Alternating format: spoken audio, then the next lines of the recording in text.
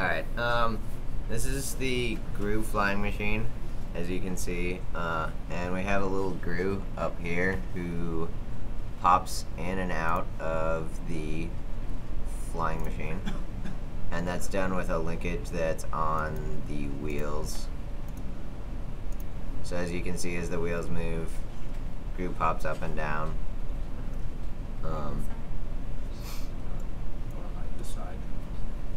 Hide the side so they can see the linkage. Oh, yeah.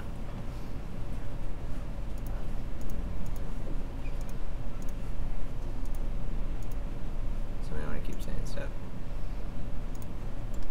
There's our linkage and everything. We used connects wheels and connects gears so that everything would fit inside the small amount of space that we had.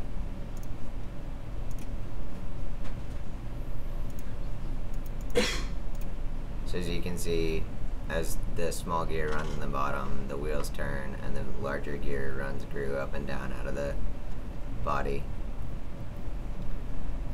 You want to talk about the back and front? Yeah. So to model the geometry of the main body, we decided to divide the whole thing into 3 sections: front, middle, and back. So for the front one, we use a lot of variable section sweep and length to get the curved geometry surfaces.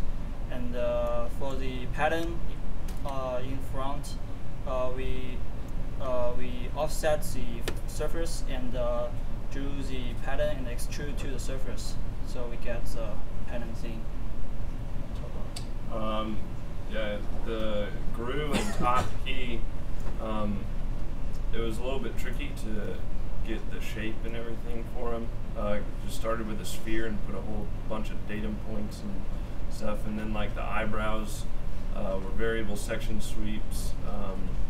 The mouth was a variable section sweep, the nose was, and then there was a bunch of blends and shaping his head, and then just to get the cavities for the eyes, that was just an extrude into just a datum plane a certain amount in.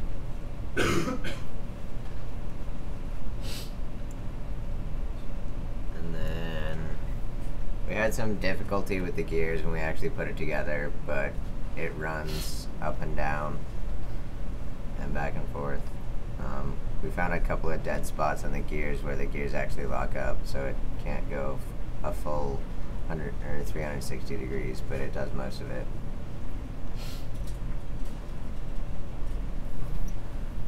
And I think that's it. Talk about what we use for SLA the materials we Go for it. So for the wheels and the gears, we bought from Connect, and the rest of it, the body and the links are SLA parts. We had to do a fair amount of sanding on the pins. The pins were SLA, so we had some tolerance issues there, and it was a pretty ginger process in putting it together because it was so small and we had to put pin caps on it and stuff. So we spent a few days gluing and letting it sit and re-gluing so that it would hold together. So Connect sold you messed up gears, or what? No, the gears are fine. It was just like all the links and everything, those are all SLA, and the pins are SLA. So the gears are fine.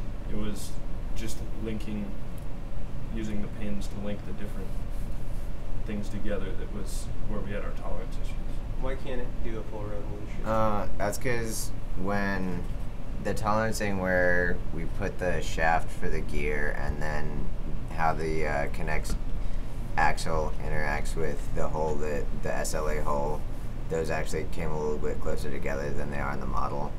So it hits it binds up because they're too close together in that physical model. That's it. Okay, thank you.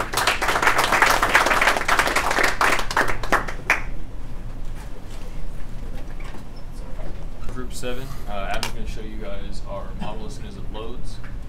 And what is it? Sorry. Okay, so take that again. So we're group 7. This is our model. Adam's going to show it to you. It's a model of the X-34 land speeder from the original Star Wars. The best one. Of course. So basically the idea was to have the land speeder be both a presentable model and a drivable car.